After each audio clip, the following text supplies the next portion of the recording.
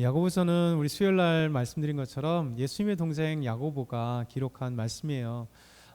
예수님의 제자 야고보는 제일 빨리 순교를 했죠. 그러면서 우리가 항상 종종 생각하는 것처럼 우리가 예수님을 잘 믿음으로 따를 때 왜 이런 고난이 당할까 하면 성경을 보면 돼요.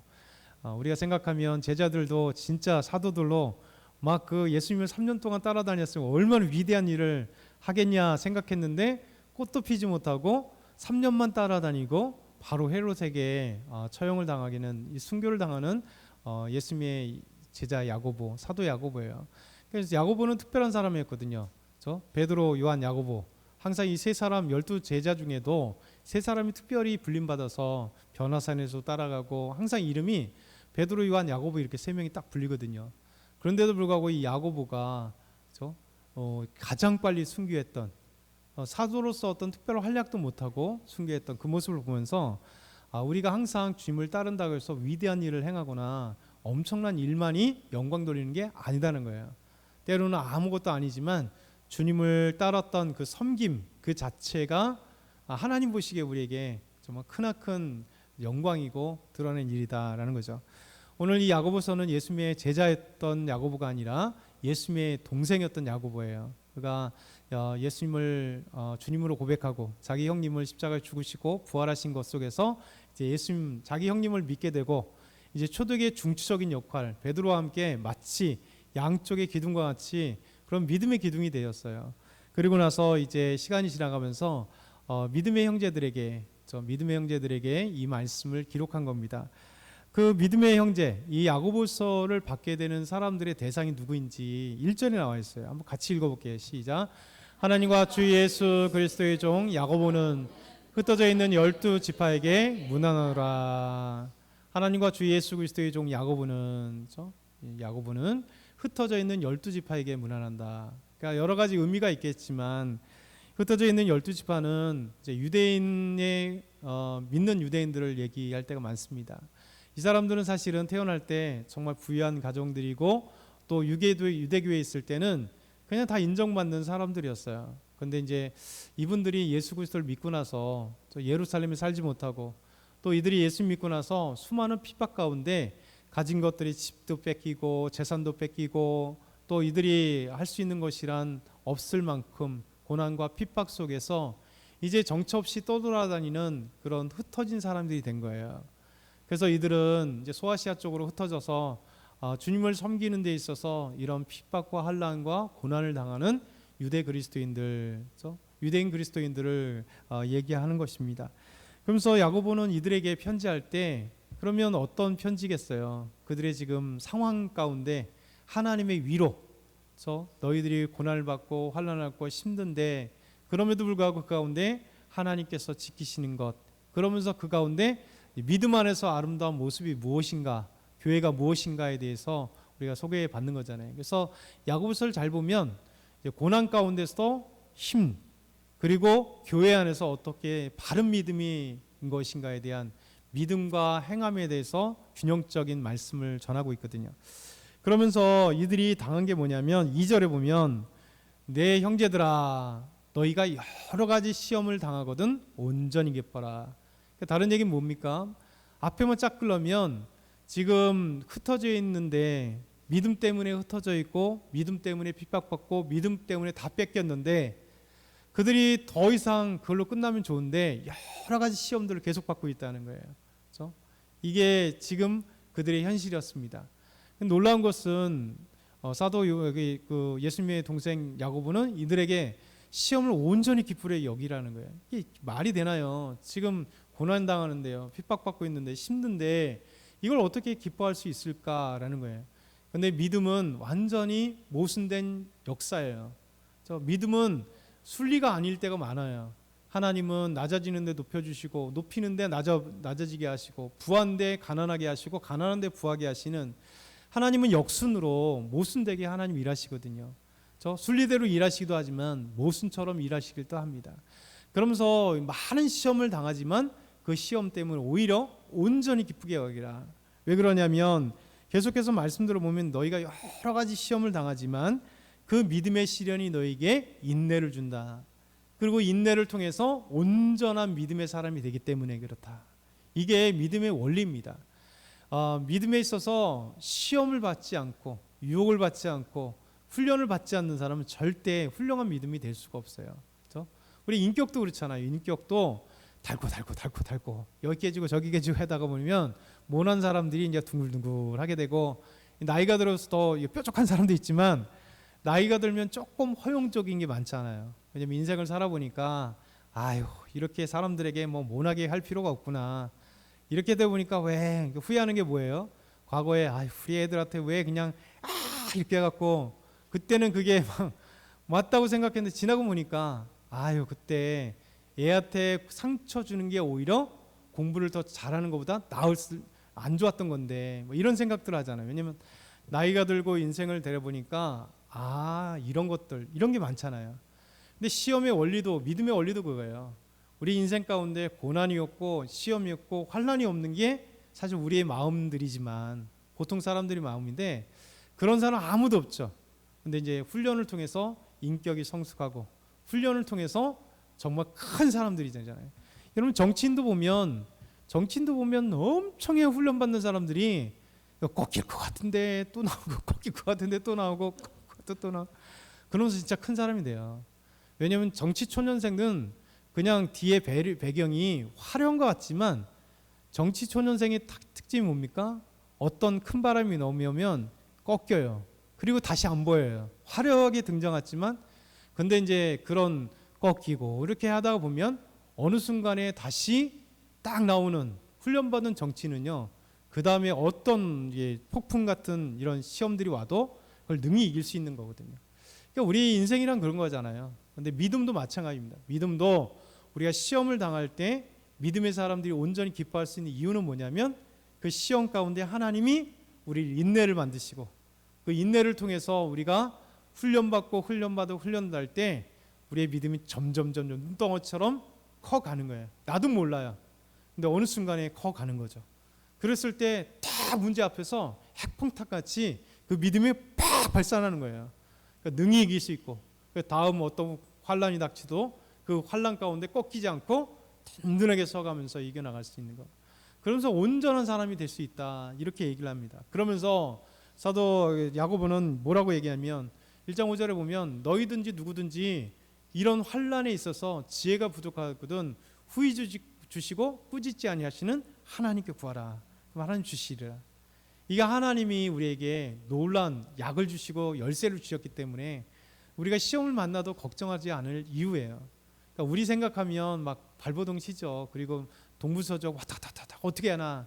그런데 믿음이 점점 커가면서 그러기도 하지만 이걸 금방 잠재우는 이유는 뭐냐면 오뚜기처럼 바짝 일어나는 거예요. 그러니까 믿음의 사람이냐 아니냐는 얼마나 빨리 일어나냐를 보는 거예요. 그러니까 믿음의 사람이도 아까 얘기했던 훈련 많이 받아요. 그러니까 고난과 환란이 와서 넘어지죠. 근데 믿음이 좋은 사람들은 금방 일어나요. 탄성력이 빨라서 금방 일어나요. 왜냐하면 그 속에서 하나님이 함께 하시는 놀라운 은혜들을 경험하기 때문에. 그래서 이 야고보는 이렇게 흩어져서 수많은 예수님 믿는 것 때문에 고난과 환난 가운데 있는 너희들 걱정하지 마. 너희들의 지금 훈련과 고난이 온전한 사람을 만드는 거야. 그래서 너희들에게 있는 것을 이제 우리 그리스도인들은 기쁘게 여겨. 이것을 보니까 하나님이 나를 훈련하시기 위해서 그렇구나. 하나님이 나를 더 큰 사람으로 만드시기 위해서 나를 이 과정으로 놓는구나. 그래서 이제 오히려 기뻐하는 거죠. 기뻐할 때 하나님이 지혜 주셔서 그 모든 걸 이겨나갈 수 있는 힘과 능력을 주신다라고 말씀하세요. 그래서 이 떠들이 같은 인생들에게 이렇게 얘기하죠. 1장 9절에 보면 낮은 형제는 자기의 높음을 자랑하고. 왜 낮아졌냐면 주님 때문에 가진 것을 잃어버린 거예요. 빼앗겼어요. 주님 때문에 자기의 살던 고향을 떠나게 됐어요. 주님 때문에 형제자매를 떠나게 됐어요. 주님 때문에 사람들의 이목 속에서 싹 사라진 거예요. 주님 때문에 자기의 명성들이 사라져 버린 거예요. 그래서 낮아진 형제가 된 거예요.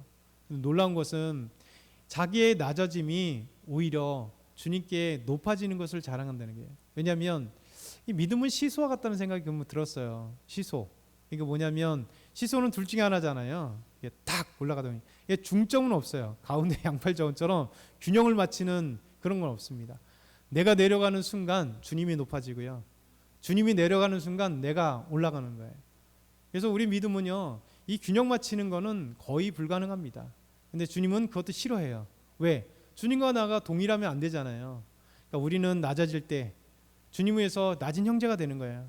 낮은 믿음의 사람들이 되는 거예요. 그러면 어떻게 되냐면 주님이 높아지기 때문에, 주님이 높아지시면 우리를 동시에 가지고 있는 건 다 낮아지는데 동시에 우리의 이름이, 영광의 이름이, 우리의 믿음이 주님의 높아가는 만큼 주님께서 우리를 높여주시는 거예요. 그래서 낮은 형제, 현실은 낮으나 그러나 자기의 높음을 자랑한다는 것은 주님께서 우리에게 높아지시게 하시는 그 믿음, 높아지시게 하는 그 영광을 우리가 자랑한다는 거예요. 그렇잖아요. 저 여러분도 마찬가지 아니겠어요? 우리가 주님을 따를 때 무슨 자랑할 것이 있겠어요? 그렇죠? 뭐 있을 수 있겠어요. 뭐 제가 여러분이 다 아니겠죠. 근데 중요한 거는 우리의 자랑이보다 주님을 자랑할 때요, 그게 주님께서는 우리를 한번 높이실 때, 그렇죠? 우리가 스스로 높는 것보다 정말 천배만배 주님께서 천국의 이름에 우리의 이름을 올려놓으시고 또 하나님의 자녀라라고 하는 거죠. 그래서 주님께서는 우리에게 우리가 낫게 하실 때 우리 주님의 이름이 높아지고 주의 영광이 드러나고, 동시에 그러면서 하나님이 우리 높아지신 주님이 우리를 쫙 이끌어 가시는 거죠. 그러면 10절에 보면 이렇게 말씀하세요. 같이 읽겠습니다. 부한 자는 자기의 낮아짐을 자랑할지니 이는 그가 풀의 꽃과 같이 지나감이라. 그렇죠? 부한 자는 예수 믿는다고 그렇다고 핍박받고 해서 다 빼앗기거나 다 환난을 받거나 아무것도 없는 건 아니잖아요. 그런 믿음의 사람도 있고, 동시에 예수님을 잘 믿어도 그런 핍박과 환난을 피해가고 부유가 그대로 있는 사람이 있다는 거예요. 그래서 두 사람의 종류를 얘기하는 거예요. 낮은 형제가 있고 그래도 예수 믿어도 그대로 이렇게 부한 사람이 있는데, 근데 부한 자는 자기의 낮아짐을 자랑하는 거예요. 그러니까 현실이 그대로 있다 할지라도 이것 속에서 자신이 그거 뺏기지 않았다고 그것에 기뻐하는 게 아니라, 비록 하나님이 나에게 이 자리를 주신 것은 바로 하나님의 은혜다라는 거예요. 이걸 자랑하라는 거예요. 그래서 나의 낮아짐이라고 하는 것은 겸손해지라는 거예요. 하나님의 은혜가 아니면 내가 이 자리에 있을 수 없고, 이 재물과 이 직위와 이 모든 것들이 정말 지킬 수 없다는 거죠. 왜? 그 당시 상황이 그랬잖아요. 근데도 불구하고 하나님의 은혜죠. 우리가 잘 아는 신명기 8장의 말씀은 이런 말씀을 하세요. 신명기 8장 2절에서 3절 보면 같이 천천히 읽겠습니다. 내 하나님 여호와께서 이 40년 동안에 내게 광야길을 걷게 하신 것을 기억하라. 이는 너를 낮추시며 너를 시험하사 내 마음이 어떠한지 그 명령을 지키는지 지키지 않는지 알게 하심이라.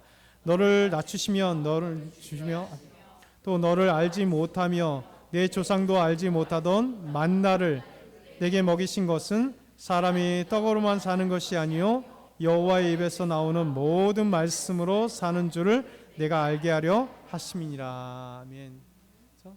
이게 우리의 신앙이잖아요. 우리 주님께서 이 40년을 걷게 한 것을 기억해라. 저 광야길을 걸어가. 우리 인생이 다 40년 광야길이잖아요. 그렇죠? 40년 광야길이에요. 믿음의 사람들은 광야길을 걷고 있는 거예요. 왜냐하면 이걸 기억하는 이유가 뭐냐면, 우리 하나님이 광야길 속에서 너를 낮추시고 너를 시험하셔서 내 마음이 어떠한지 우리 주님 보신다는 거예요. 그렇죠? 우리 삶 가운데 딱 문제가 나면 알잖아요. 내가 중심이 되는지 내가 왕이 되는지 종이 되는지 알게 하세요. 그래서 광야길을 걷게 하시면 우리 하나님께서 만나를 주셔서 먹여 살려주신다는 거죠. 물을 주셔서 먹여 살려주신다는 거예요. 그래서 만나를 먹이신 이유가 사람이 떡으로만 사는 것이 아니라 여호와의 입에서 나오는 모든 말씀으로 살 수 있는 것을 이 광야 속에서 훈련하는 거죠. 우리 인생이란 다 광야 훈련이잖아요. 여러분이 보면 아무 인생에 문제 없는 사람이 있을까요? 있으시려나? 조경희 수사 있으신가요? 박정환 수사님 있으신가요? 아니죠. 우린 사실 어느 누구나 믿던 안 믿던 다 광야 인생을 살아요. 근데 믿는 사람들은 광야 인생 속에서 하나님을 만난다는 거예요. 하나님의 만나를 체험해 주시는 것을 만난다는 거예요. 그렇죠? 얼마나 감사해요. 그렇죠? 우리 하나님께서 이렇게 인생 도 속에서 하나님이 채우시는구나, 하나님이 역사하시는구나, 하나님 감사하다, 이런 생각이 들어요. 뭐 우리 딸내미 이제 드럼 사야 되는데 이제 드럼 우리 돈 많아요. 이제 드럼 얼마 살 수 있겠는데 걱정하잖아요. 근데 감사하게 이제 딸내미한테 얘기했죠. 야, 삼촌한테 얘기해봐라. 우린 능력이 없다. 삼촌한테 애교를 한번 부려봐라. 이제 외삼촌한테 애교를 불러봐라. 이제 그래가지고 이제 아내가 전화해서 동생한테 이제 전화하고, 감사하게 이제 이렇게 조카를 위해서 뭐 210만 원이라는 돈인데요. 뭐 넘고 이렇게 줄 수 있는 게 얼마나 감사한지 몰라요. 다 감사죠. 이게 사실 우리의 기도 제목들은 다 주변 사람들 통해서 다 하나님이 역사하시잖아요. 자연을 벗어나고 우리가 기적같이 갑자기 또 떨어지는 경우는 거의 드뭅니다. 그런데 놀랍게도 하나님은 우리 주변 사람들을 이용하시고 또 환경들을 이용하셔서 하나님의 일하심을 자연스럽게 보면서 우리에겐 감사. 그들에게는 그들이 하나님 믿던 안 믿던 상관없이 하나님의 도구로 쓰여지는 놀라운 영광인 거예요. 그래서 하나님의 그 놀라운 은혜들이죠. 그러면서 경험되는 거죠. 야, 하나님 감사하다. 그러니까 얼마든지 기도 안 하고 뭐 부탁할 수도 있죠.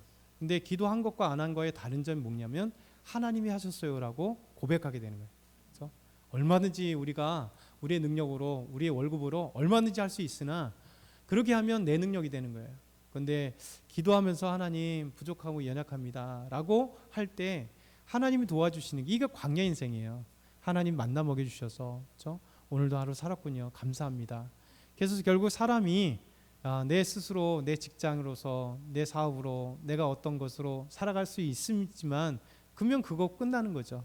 근데 하나님이 정말 사람이 떡으로만 사는 게 아니라 여호와의 입에서 나오는 모든 말씀으로 산다라고 하는 것을 경험될 때, 이게 바로 믿음인 거예요. 그러니까 어떤 시험과 환난이 당해도 온전히 기쁘게 여기는 거예요. 왜? 그 속에서 하나님을 체험할 수 있기 때문에. 오히려 믿음의 사람들은 그런 거죠. 그래서 오늘 말씀 자체가 제목이 낮음과 높아짐인데요, 우리가 낮아지면 주님을 위해서 낮아지는 거예요. 근데 놀랍게도 주님께서 우리를 높여주시는 거죠. 근데 우리가 스스로 높아지면 하나님 우리를 낮추세요. 그래서 그냥 저 밑에까지, 바닥까지 낮추셔서 교만한 걸 낮추지 않으면 결국 하나님의 사람이 안 돼요. 그냥 지대로 살다가 지대로 하나님 거역하고 그냥 지 멋대로 사는 거죠. 근데 주님께서는 이런 삶의 모습들을 우리에게 준다는 거죠. 그래서 오늘 이 말씀을 한번 생각하면서, 오늘은요 참 우리가 영적인 풍요에 배부르기도 하고, 우리 카레와 함께 그냥 막 육신도 배불고, 우리 주일날 얼마나 행복한 주일인지 모르겠습니다. 우리 집에서 잘 안 해 먹잖아요, 그 정도로. 근데 교회만 오면 그냥 맛있게 먹는데 그만큼 애쓰고 수고한 손길들이 있는 거죠. 근데 이렇게 우리가 교회 안에 아름다운 공동체가 될 수 있는 것 자체가 행복이다라는 생각이 들어요.